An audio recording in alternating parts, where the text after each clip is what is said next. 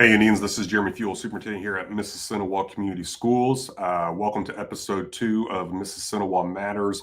Today is February 11th, 2025. Just a reminder that tomorrow, February 12th from 6 to 8 p.m., we have our 4th strategic planning session located at the high school cafeteria. You can park on the north side of the high school and enter in through door 10. Again, that will be from 6 to 8 p.m. I know we have some pending weather coming in tomorrow for some potential snow, but the plan is to continue to hold that meeting no matter what at this point in time. So I want to get into this. We're going to do today's episode is going to be looking at referendum frequently asked questions. So I have you on the website here now. Want to show you on the strategic planning website. If you go to community and then click the strategic planning 2025 strategic planning, click on that.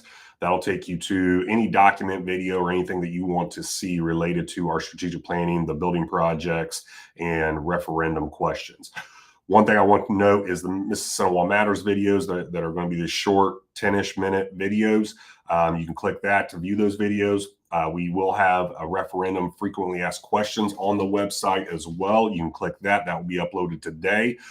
Next to each question, I will put the date that links with the Mississinewa Matters video. So you'll be able to say, okay, hey, I want to hear Jeremy speak a little bit more about this question. You can go to the Mississinewa Matters video for that particular date and episode to listen to me talk a little bit more about that. So next, let's go ahead and get into questions and answers related to the referendum. So why is Mississinewa Community Schools proposing a capital and operating referendum? Mississinewa Community Schools is seeking to support on an $87 million capital referendum to upgrade and maintain school facilities, and a 10-cent per $100 assessed valuation operating referendum that will generate approximately $450,000 annually for school safety initiatives, transportation needs, competitive staff pay, and then also along with that, continue to maintain our buildings.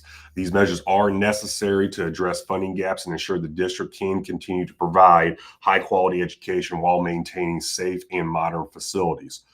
Why does Mississinewa struggle with funding for school operations and facilities? Bottom line is we have a low assessed value in our district. So if you add in our out of district students, we are at $135,000 per student. State average is $454,000. This limits the revenue that we have available for our debt service fund as well as our operations fund for facility maintenance and upgrades. If you compare us to the other Grant County schools, we are still by far the lowest. One person asked, well, that's taking into account the out-of-district students in that calculation. Yes, it is, but we're also taking into account the out-of-district students at Oak Hill, Madison Grant, Eastbrook, Marion as well. Now, if you want to exclude the out-of-district students and keep the out-of-district students in the calculation for all the other schools, we're still the lowest. We're at about $195,000 per student. So because of that lower AV, we generate less revenue per student for our facilities. Looking at that a little bit more, we have less ground. We have 23 square miles. All the other districts have significantly much more ground. Somebody mentioned that, that ground in Eastbrook, Madison Grant, and Oak Hill is primarily farm ground. That's not going to be developed. Yeah, that's probably correct. It's not going to be developed, turned into industry or housing. However, agricultural ground does hit the AV, and agricultural ground has increased significantly the last few years, 5 years plus, in terms of assessed valuation, which does directly impact and benefit those schools' finances. We don't have that. We're about 2% agricultural, 75% residential in our housing within the district. The industry that we do have in district is mostly part of a TIF district. So that revenue that assessed valuation does not hit the district or Mississinewa schools. That does not reflect in our assessed valuation in terms of increasing our levy for the debt service fund. And that levy will reset, or that AV will reset after 20 years. And then we'll realize that we have some TIFs that are going to fall off over the next 8 years that will reset the AV for us, which will give some benefit to our local taxpayers and the school district. But it's not enough to not be able to do a referendum. So those are things to be mindful of.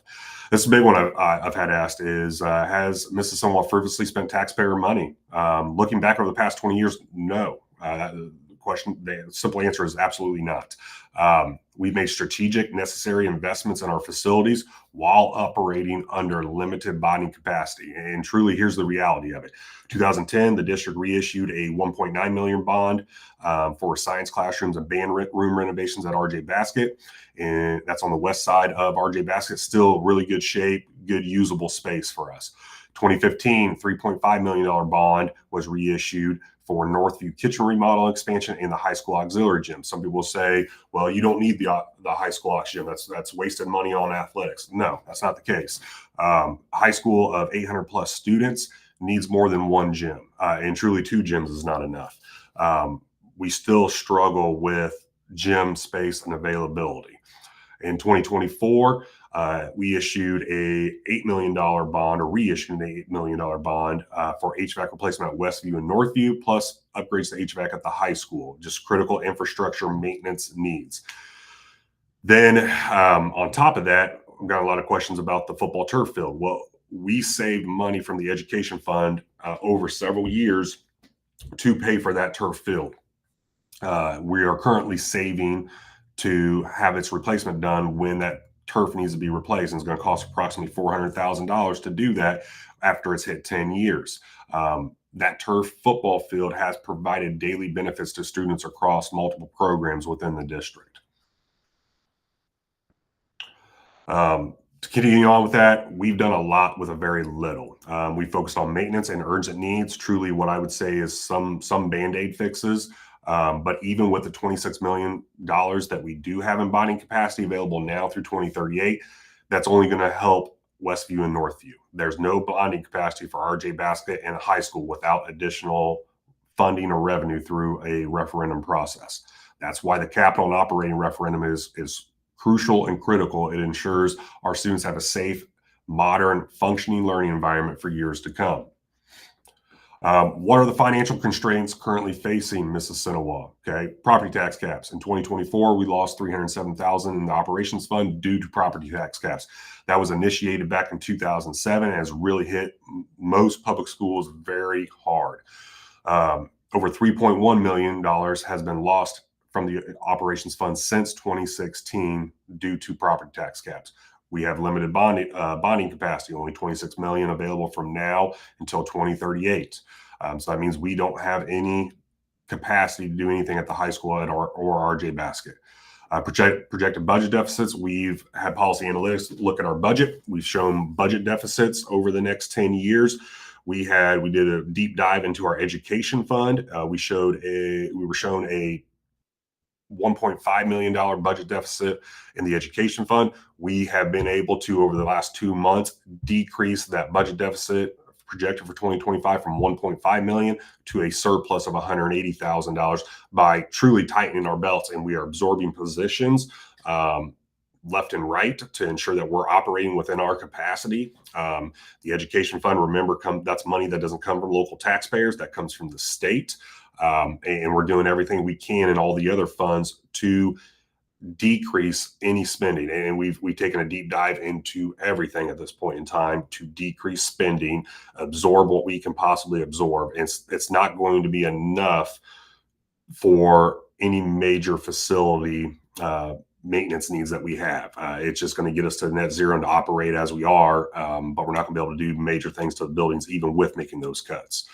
We're at maximum capacity at all buildings. We do need to look at expansion and strategic consolidation of resources. That was the purpose of moving 6th, 7th, and 8th to the high school, is to look at how we can consolidate staffing over there over the next 5 to 10 years by having a lot of shared staffing and programs there. So I think that's all I'm going to talk about today. I'll hit some of these other questions in future videos. I'll probably do another one tomorrow as well.